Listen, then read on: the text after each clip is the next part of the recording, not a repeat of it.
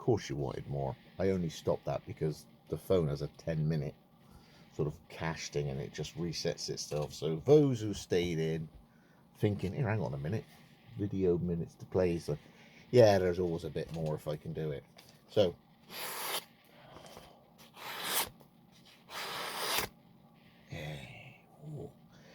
yeah, the blade itself. So clip point, saber grind ish.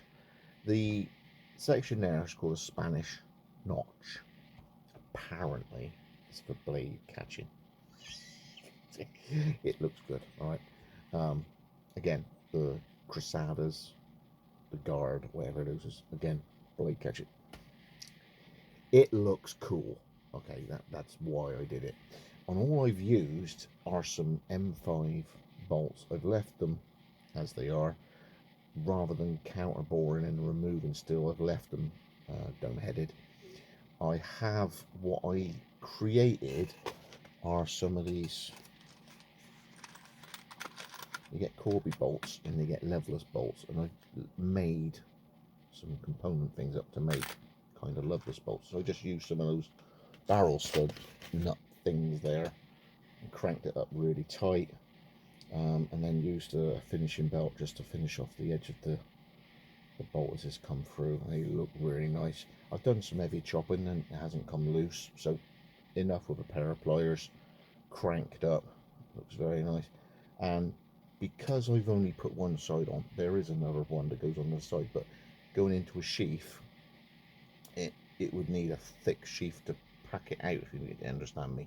I've left it just on the right so it can go in a sheath like that, and then there'll be a cutout on the top of the sheath here. There'll be a cutout there so it goes in the sheath, and then worn to the side of a belt quite happily, right-handed. Again, mentioned earlier, I haven't put the pommels on because it's an option. The original tank, if I remember, only had two fix-in holes, because it's my version of it, I could adapt it, change it, rather than be a carbon copy of somebody's design.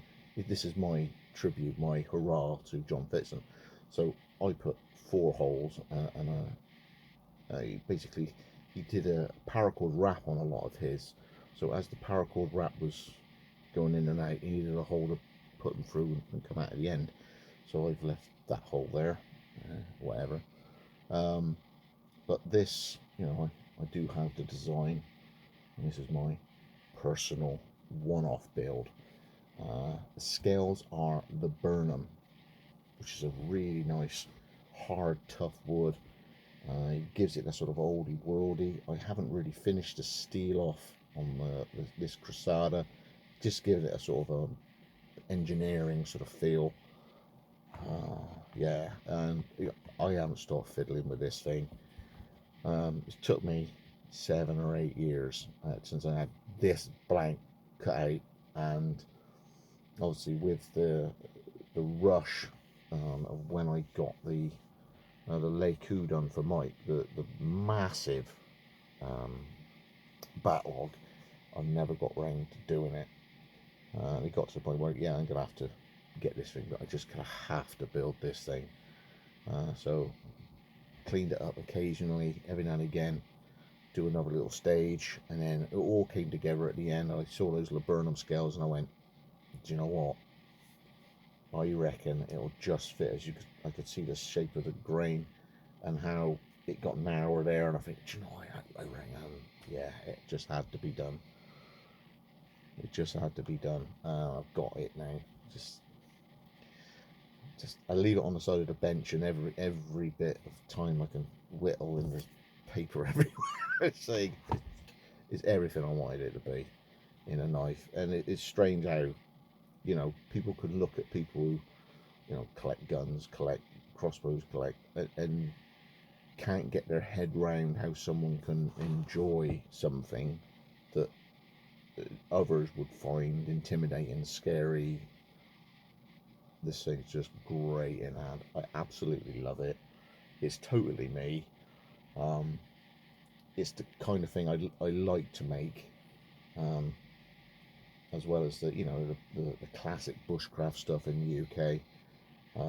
But if I could make one of these every now and again, kind of thing, some freaky, heavy duty, outdoor, get it done camp blade, which is what this would be. It wouldn't be as quite as intricate, but a chunky great cleaver thing. It's just totally me. Takes you like, who's followed me channel for years back, the big hoofing grey leaf spring choppers.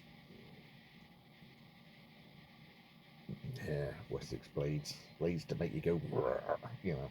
So really glad I finally got around to it. You have the impression, as it were, of something.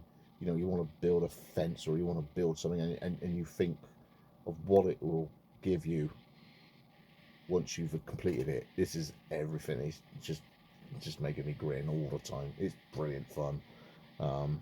The balance, if I manage to take it anywhere, like Prepper Meet or something, I'll try and remember to bring this thing along, and people can have a play with it and a handle on it, and I'm telling you, you won't believe how agile this thing is in hand. It's just great, and that's without the rear weight there. As it is, the balance, the speed, it's so light. It's ridiculous.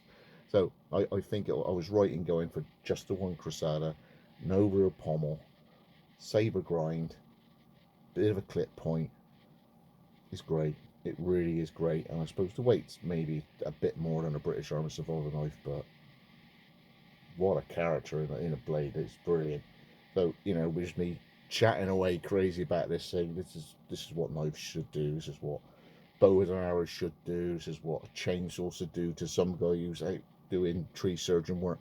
You pick it up and it does everything that you want it to do. You know, that's why I bought it. That's why I use it, kind of mentality. And this thing just brings a big smile on my face. So, yeah, thanks everybody who's stayed to the end. Yeah, some weird guy in Somerset talking about, oh my God. No, it's cool. It's great. It makes a man smile. Doesn't do anybody any harm. And yeah, that's what seems like this should do. Make people happy, and I can share it with you on the interwebs. It's not Mrs. Blades out. Stay safe. I'm going to find something to cut again. See you next time.